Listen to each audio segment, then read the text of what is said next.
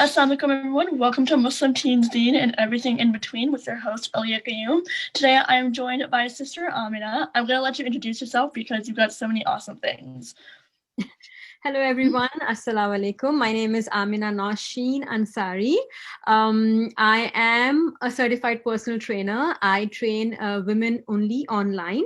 I am the founder of NaushFit. I am also by profession, and I'm a mother of two boys, ages 8 and 10. Yeah, and I live in Toronto. Yeah, that's really cool. So before we actually icebreakers with my guest, where I just have really easy rapid fire questions and you can give us the quickest answer that you can. Okay, perfect. So 3, 2, 1. Favorite book? Atomic Habits. Oh, nice. I've heard of that one. Favorite hobby? Favorite hobby, I think reading. Yeah, for now. Yeah. It keeps changing, but for now it's reading. Thanks to the time. Yeah. Yes. Favorite movie? Movie? The Notebook. The Notebook. One thing you don't understand? I don't understand COVID-19. Yeah, true. Favorite recent purchase? This pajamas, like I just got it yesterday. It's like a pajama set. $, so it was insane. Oh wow, that's cute. I love it. Yeah. Favorite app? Favorite app? I think it's Audible. Now. Oh, that's a good one. Yeah. And dream vacation spot? Dream vacation spot would always be Saudi Arabia because that's where I come from. Oh, nice. And then last one is favorite snack on a weekend night. Favorite snack? Yeah. Brownies with a vanilla scoop with hot fudge on the top. Oh, that sounds really good. I'm not really a dessert person, but that sounds still really good though. Love it. Yeah. So we're going to get into the questions. Sorry, I thought I had them pulled up, but I guess I don't. Here. Okay. So, what are some of your responsibilities as a computer engineer right now?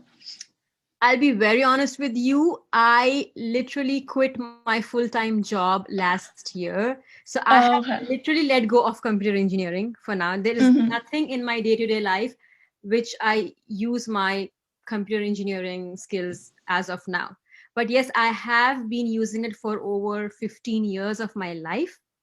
I was a quality assurance analyst by profession since the time I passed out of engineering. So yeah, I was mostly into quality assurance testing, if you've heard of that, software testing, automation testing, manual testing, and stuff like that on a broader scale. But yes, in 2019 December, I quit my full-time job because that was not something I wanted to do anymore.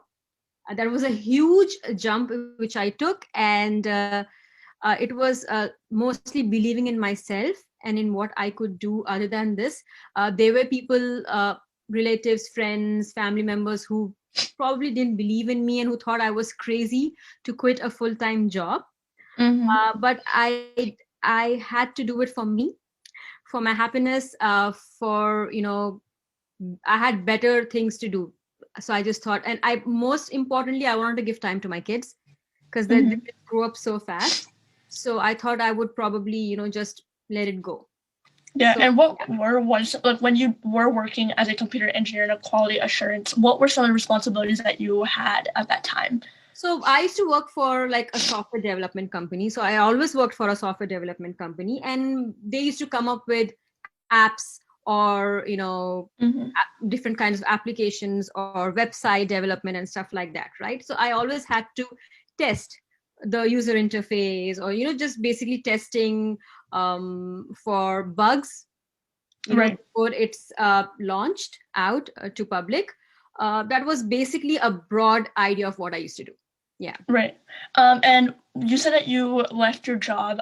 Was there like specific like you just didn't feel as passionate for it anymore and you felt more passionate for what you do now as a fitness trainer?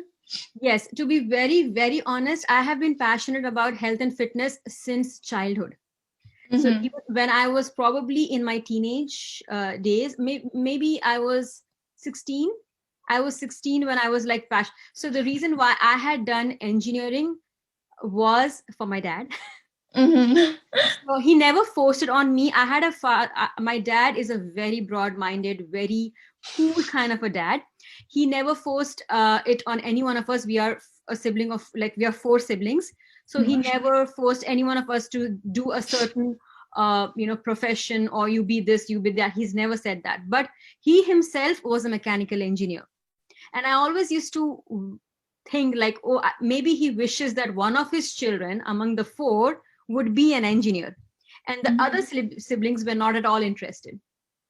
So I thought, why not? Like, I just took it up as a challenge, to be honest. I don't even know if I was so naive and I was so young. I did not know if I really wanted to do that. But I just took it up as a challenge. And I was like, you know what? I'm just going to do it. And I did it. So I did engineering 4 years. I gave 4 years of my life. I learned some amazing skills and tools and, technology, because I've done my engineering in information technology. So I've learned a lot. But at the back of my mind, at the back of my head, it was always fitness, exercising, working out. I was also a dance choreographer in college when I was little. So I always had this passion for physical fitness, movement, energy, and stuff like that. So, and my parents knew that. So yeah, that's what happens. Eventually, what you love, you always radiate towards it. Right. Exactly. Yeah. Yeah, that's what happened. But I have no what do you say, regrets? No, I have no regrets. I took it up as a challenge. My dad was the happiest creature on the planet when I finished my engineering in the 4th year, and he still tells everyone he meets that, this girl, she's done it for me. Like, parents are something else. Okay. And just to see that smile on their face, or just to see them happy, is like gold. Yeah. Very honest. And I'm proud that I've done that. I have a super crazy qualification. And also, when I migrated to Canada, my engineering degree was the only thing that got my family to Canada, because I was the primary applicant. For all those who probably are interested in moving to Canada, I was the primary applicant when I applied for the permanent residentship. And because my husband had different, he was also an engineer, but he was also an MBA and stuff like that. At that time, they were looking for IT in profession. So when I applied for the PR, permanent residentship, they were looking for IT engineers, and my profile matched. So basically, I got my family, my kids to Canada. So that's where my engineering degree kind of like worked. Yes, that's great. Yeah, there's no regrets with that. And thing. That's the only thing that got me here, to be honest. My experience as a quality assurance analyst, which I had for like about 7 to 8 years then, and then my degree. It got us. Yeah, no, that's great. Like, again, we all know that Allah is the best planner. So this really just, alhamdulillah, like, helped you get to Canada, even though it was a lot for your parents. But when you were studying to become a computer engineer, like, what was it like? Like, what was it balancing your social life and your school life, and, making sure you made your salon and everything like that? Okay, so this is like literally history for me, because I was a 2002 to 6 candidate. Okay. So that's when I've done my engineering, which is like a long time back. I don't even know if you were born. I don't know. But I remember that time really well, because I did my engineering from India. And I am from Saudi Arabia. Like, my parents, siblings, I was born and brought up. I did my schooling in Saudi, Jeddah. So I had to move to India to do my engineering. And I remember staying alone in an apartment at the age of 18. And I had a maid. In India, you have maids and stuff like that. So I had a maid, I had a cook. I had, things were taken care. I did not have responsibilities. My responsibility was only to study. Okay. And my dad made it a point that I focus on my studies without wasting time, behind cleaning or cooking and stuff like that. So I had help. I had domestic help. And it was crazy. Like, 4 years, we used to have like a lot of subjects. Every semester we had about 8 to 9 subjects, and which were usually like back to back exams and stuff like that. And it was always lots of studying, lots of tuitions. We used to go, like if there was a subject I was weak in, I went for my tuitions because it was required. And then we used to study in groups. Like we used to divide subjects between the girlfriends, like, okay, you're gonna study this subject, she's gonna study that subject, I'm gonna do this subject. Or in a particular subject we used to divide chapters, right? And then we used to just focus on that block of chapters, and then we used to teach each other. That's how we prepared for exams. I was the kind of person who used to stay up late at night to study. I was more of a morning person, so I used to sleep early and get up a little before Fajr to do my studying, because I wasn't those people who used to stay up late all night. I couldn't do that. There were a lot of friends in my friend circle who used to stay up late and write the exam and come back and sleep. I didn't do that. I couldn't do that. And I was a very delicate child, very lean, very thin, under eating, not eating on time, eating a lot of junk. I was like just crazy teenager at that time. But I used to make it a point that I had milk. My mom always used to say, whatever you do, just have milk twice a day. I used to have a lot of nuts, like almonds, walnuts, stuff like that, because definitely they were healthy fats. So I used to focus on a lot of nuts. I wasn't into like social life. If you ask me, I'll be very honest. I had this, like, I was away from my family. So I had left my parents and I came on a mission. So I never wanted to waste my time socializing, though I had no one to look over me. Like, when you're away from your parents, you can do whatever you want. You have that thing, Shaitan just goes like, have the time of your life. But honestly, I had this thing like, okay, I'm away from them. I'm sacrificing this distance, because 16, 18, whatever that age is a very tender age. And you want your mom, and you want those cuddles, and you want to be with your parents. And I, at a very tender age, I was away from them. And I used to make the most of it. I was like, no, I'm not, because there were a few very important things my dad told me, like, do not be out of the house after Maghrib, after sunset. Make sure you're in the house. These are the things that have ingrained, like I have it engraved in me even till now. I'm an adult, I'm married, I'm a mother and all of that. But he used to say, don't be out after like the sun sets. He used to say, always be in wuzu. So you're always protected. You're just safe. Because India is, we all know it's not a safe country. I'll be honest. It's not a safe country. So he used to be like, always be in wuzu, always be doing, zikr Allah, always remembering Allah and all of things like that, right? So that is what I used to do, simple stuff. What else? If I wanted to socialize, I wasn't like, I had like 3 to 5 very close friends. And I used to have the time of my life with them. I wasn't a person who used to have 100 friends and just catching up with people. No, I had like 4 to 5 really good friends. I used to depend on them for everything, for studying, for hanging out, for, if I needed a shoulder to cry on, for everything. I had those 4 or 5 friends who are still my friends till date. So that's the kind of life I had. Yeah, honestly, mashallah, it seems great, even though it wasn't like you said, that it's not even you didn't allow shaitan to come over. You do go out and party and things like that in university, and so that takes your resilience. So mashallah, you had that, and that's really good. Alhamdulillah, yes. And my last question regarding like computer engineering, things like that, is what was it like being a Muslim woman hijabi in tech? Was it like, because I know some women have different experiences in tech, and it can be different for everyone. And so I was wondering what your experience was like. Okay, to be very honest, I started this hijab just 8 years ago when I had my second son. So literally 8 years ago, I did not even have this on my head. So engineering, not a chance. I did not do hijab. When I was working, I did not do hijab. So that entire phase went in not doing hijab. But when I came to Canada, and I was working full time with the job which I quit like in 2019. Obviously, I had my hijab, and my experience here in Canada was amazing. I was in 2 minds when I joined because I came from Saudi Arabia. I had come from Saudi Arabia, and I was in Saudi. It's very easy to do a hijab, to be very honest. Yeah. Okay. You wear abaya, you don't want to wear abaya, you wear hijab. It's very convenient to wear your hijab in South places like Middle East, basically. So I lived in the Middle East for like almost 20 years, 25 years. I was like, when I came to the West, I had my doubts. I was scared. But to my surprise, the place where I worked, it was like an advertising marketing agency, and they were very kind. They respected me for my hijab. I had like a beautiful time with them.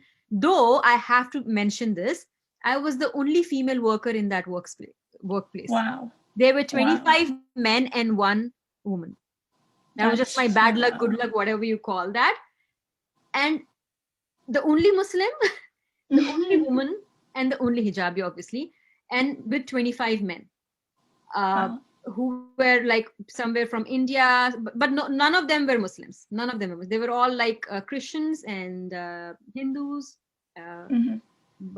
Jews. But they treated me like a gem. I had the best time. They always used to make sure that I had a place to pray. They made sure that they were not eating in front of me when I was fasting. They made sure that they lowered the music because it was an advertising agency. It was very cool, very creative. So we always had loud music in the office. It was very chill. But they always used to make sure that the music was lowered down, the volume was lowered down when I was praying. Oh my God, they used to pamper me a lot. So I used to literally, like in the break time, when we had the breaks session, I used to give all those men a stretch session. I used to stand in the middle and I used to help them stretch out, and they used to all stand around me. Yeah. It was like, I could have been very uncomfortable. I don't know, but because these men were like such sweethearts, I had the time of my life. I literally, like when I quit, I was crying. So the reason why I quit was obviously not because I had a tough time at work, or I did not like what I was doing, or I did not like my boss or my colleagues or the workplace. No, everything was perfect. I wasn't just happy from within. You come to a point in your life where you're just like questioning yourself. You just feel like you don't have direction. You just want to do something bigger and better and something for yourself. That is what happened with me. So it had nothing to do with the job, the boss. They are all still very well in touch with me, and they respect me, like utmost respect. So if you ask me how was life working in a 9-to-5 job with a hijab on the head, it was beautiful. Touch wood, alhamdulillah, I was fortunate.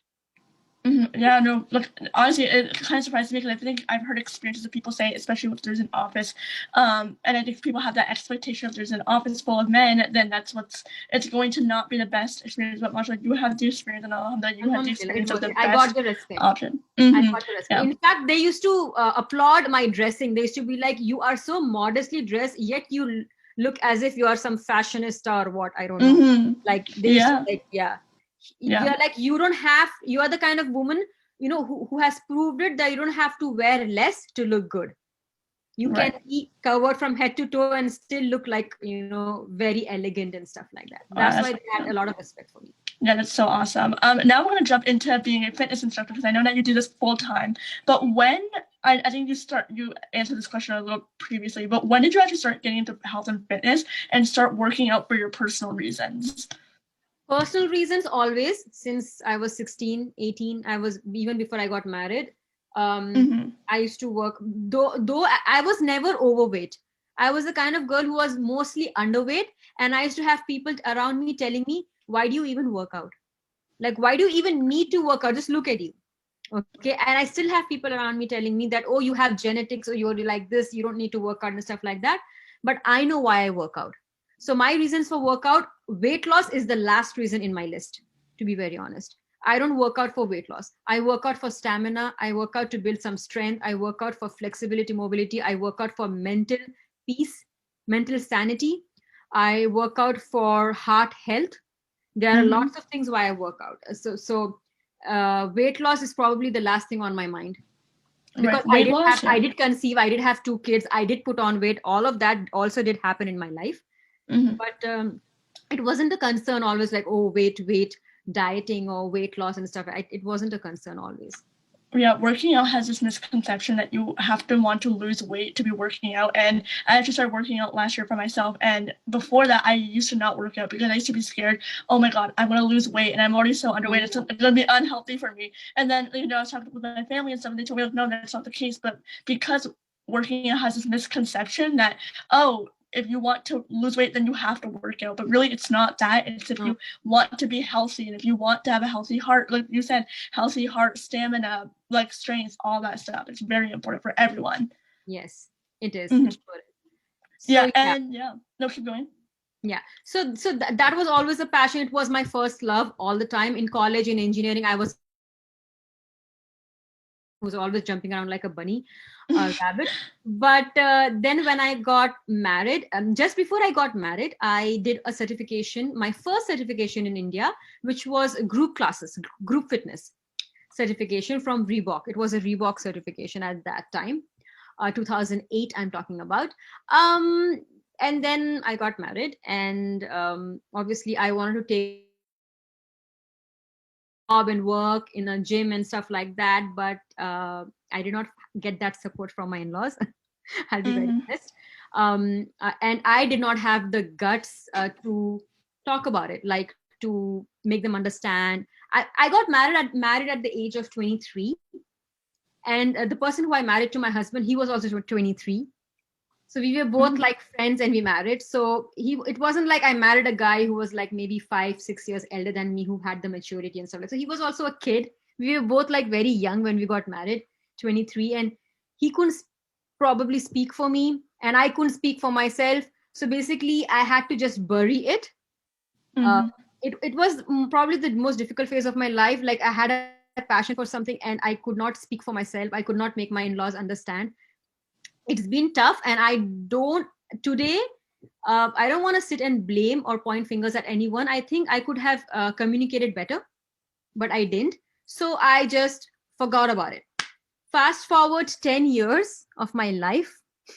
Wow. It just went by, where I had to just suck it in and do my normal computer engineering, IT engineering, job and stuff like that. And life was going on. And then when I turned 33, 34, after my 2 kids, and literally 34, 33, I thought to myself, I was like, life is just passing by.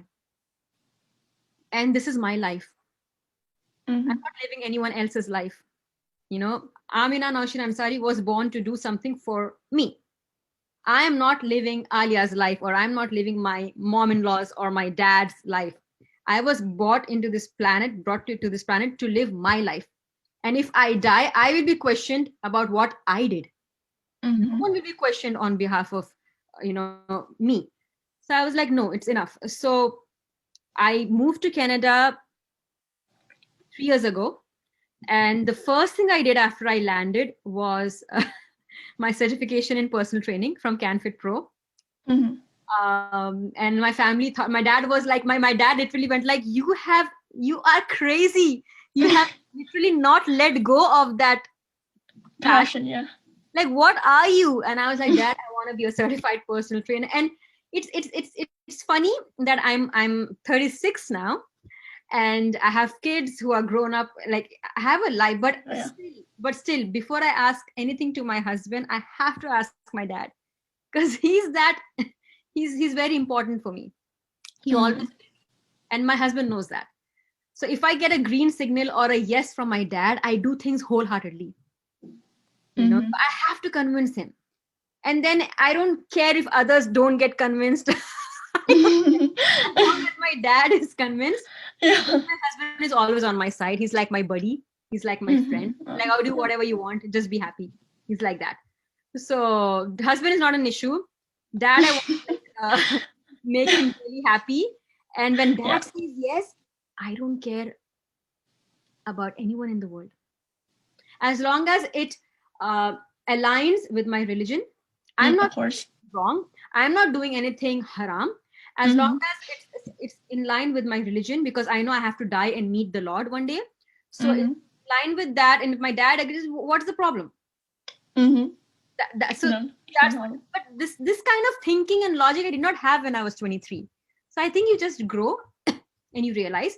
So yeah, 10 years of my life, I sometimes feel bad. When I feel really bad, I feel really bad. And I go like, I could have done this 10 years ago.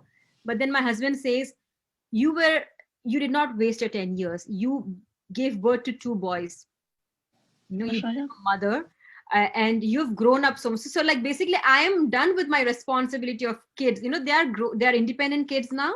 They don't need my help. They just need help with food or something like that. But they can bathe on their own. They can study on their own. They can, you know, eat their food on their own. I don't have to feed them.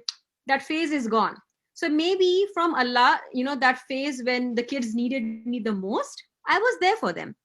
And now I am fulfilling my dreams. And here I am. I did my certification from CanFit Pro, Canadian Fitness Professionals. And then I also did a certification in nutrition from Precision Nutrition, PN. And then I've done, I don't know if you've heard of TRX. It's the suspension, the TRX bands. I'm a certified TRX trainer. It's that's also one certification I've done. And then I did all those certifications. I quit my full-time job. Half the family thought I was crazy. And then it's been just it'll be 1 year in March. I launched NaushFit. So I started talking about it on my Instagram account, which I'm very active on. Instagram is the first account where I'm very active. Then it's Facebook. So I have a Facebook page. I have an Instagram account. It's NaushFit on Instagram. It's Naush Fitness on Facebook. And I started growing. I started sharing my knowledge, my workout videos, women health related stuff and stuff like that. And when I started out, it was just my personal account, which I turned into a business account. And I was having kind of like 100 followers then in March last year. So I'm at 700 followers today. And yeah, I'm going to complete my 1 year in March. And I have launched 2 programs. One is one-on-one personal training, one-on-one training. And the other is my group classes, which are literally going to start from the 1st of Feb. Oh, wow, that's fun. And I've about 15 enrollments so far, alhamdulillah. And I'm still advertising about it on Instagram. If you go there, because I'm still waiting for registrations. I'm going to close my registrations on Jan.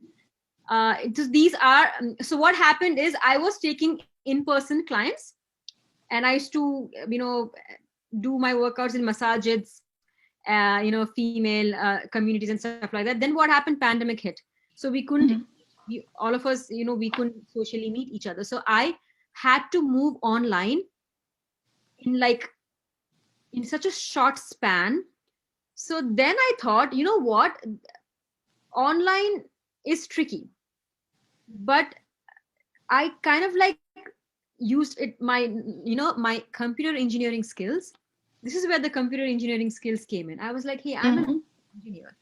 So why not I make everything my offerings, my services, why don't I just, make it tech savvy? So I just moved online. I built my own website. You can check it out if you want to. I saw it, yeah. It's built by me from scratch, literally. Wow. I built my own programs. I have everything now on the computerized, from, accepting clients, training them online. Everything is tech savvy now. So it's basically from the comfort of your home, women only, moms, working moms, anyone just like me who are struggling to stay fit. And also it's very private. I make sure my group classes also are going to be very private. There's no men allowed, from the comfort of your home, just 30 minutes workout, lots of amazing features. You probably see it on the website. Yeah, no, that's awesome. I did see your website on Instagram, and it was just so cool. And I didn't know you actually made it from scratch, so it was cool. And I was just wondering, what does it take to be a fitness instructor? I know you mentioned some of the certifications that you have, but what are some personality traits that maybe you should have? And also, are there certain required certifications that you should have too? No, you don't need anything to become a certified personal trainer. You don't need any personality. You don't need anything. You can be overweight, underweight. You can be whatever you want. You can just do the certification as you please. Yeah, but the one thing I would say that requires you to have is the passion, the grit, the enthusiasm to be a personal trainer, to serve others. Okay, it's not about money. It's not about making money. Instead of personal training is a very, very personal thing, and you're playing with people's lives. So if you're until and unless you're not serious about helping them in their fitness journey, if you're going to fool around, it's better you don't become a personal trainer. Okay, so when you become a personal trainer, there's one major thing which you have to realize, that you're going to serve whatever your niche is, whatever your target audience is. You have to serve them. They depend on you. They have high hopes from you. They are very hopeful when they come to you for weight loss or anything. Weight loss, mental health, physical fitness, stamina, strength, weight training or strength training or cardio or flexible, whatever it is, they come to you for guidance, for support, for motivation, for accountability. You cannot be fooling around with anyone's life. So I'll honestly tell you, personal training is just like being a doctor or a teacher or a physician or someone, or basically a profession that serves. Okay, service, profession that imparts service. Doctor, you go to a doctor, you need to have that no trust factor. Your clients need to have that in you. Okay, then only will they trust their life, and they will open up in front of you. They'll tell their life's issues and whatever. It's a very personal thing. Yeah. That is the main thing I would say. That's the requirement. Other than that, you can do whatever certifications you want. No one's going to stop you. No, there is no prerequisite, nothing. Yeah. There is an age prerequisite, like you should be 18 and above. But other than that, it's you can do it. Yeah, that's important to have. And with anything, you should have a passion, because you're going to be serving people, and a lot of people are putting their trust and their health in your hands. Yes. So you should have that passion. And also that knowledge, because that's really great. You can't just do a course like, oh, this is trending, oh, fitness industry is trending these days, let me become a fitness instructor. You can't do that. Don't do that. Yeah, no, that would be good. And my last question for you is, how did you expand your brand, and how did you increase your number of clients? Social media. Social media marketing, that's the only way. I don't do cold calling and stuff like that, but through a lot of Instagram, being very, very regular with my content creation on Instagram, on Facebook, content creation again, and putting out meaningful content, not just garbage content that really means, not just posting for the heck of posting. Meaningful content, as well as sharing what I do through my website as well, and through WhatsApp, you can basically, if you were starting out, the best people you can do is approach your relatives and your friend circle and ask them to tell their friends and their relatives. Word of mouth is the best way to go. Even if you have 2 clients, it's okay. Serve them well. Make them happy. Make them happy customers. Because if you have a happy customer, that person is definitely going to go to someone else and going to talk about you. So that is important. That's how you grow. Word of mouth. Happy customer. Yeah, lots of testimonials, positive testimonials and feedback. Yeah, it's really good that you said that you have to focus on, even if you have 2 clients, just focus on them, because just they're clients, and so make them feel like your client, and make them feel that they're important, and it's going to spread. And social media is so huge. I was actually looking at your reels and your Instagram posts, and you did little short workouts, and people were, and people enjoyed them in the comments, and I noticed that, and I enjoyed watching them too, and they're very educational, mashallah. So I think it shows your experience, and it shows also people the type of person that you are too. Yes. I'll tell one thing to the youth out there, or anyone who's starting a business or whatever they're doing. Money and fame will follow. Okay. Don't run behind that. Work on what you're passionate about and put your 200%. Followers, likes, all of those things, everything will follow. Okay. And until you don't reach that point, enjoy the ride. Please enjoy the ride. Don't ever tell yourself, no, when I'm going to reach here, then I'll be happy. Or when I'll reach a specific goal, then I'll be happy. No, be happy now. Enjoy right now. Enjoy the journey. Right. No, yeah, that was honestly such great advice to end it off. But Jazakallah Sister Amina, so much for joining us today. I know so many people probably learned so much in terms of health and fitness and also just becoming a fitness trainer, even in the engineering field. So Jazakallah so much for taking the My time out of your pleasure. day. Thank you for having me, Aliyah. Take Yeah, care. of course. And Jazakallah for those of you who are watching at home, we noticed that you guys actually really enjoyed the guests. Some people were actually very, very excited to have you on too. So they were very excited. And so we're excited for them to see this video. Yeah, and inshallah, we'll see you all next Thursday. Assalamu alaikum.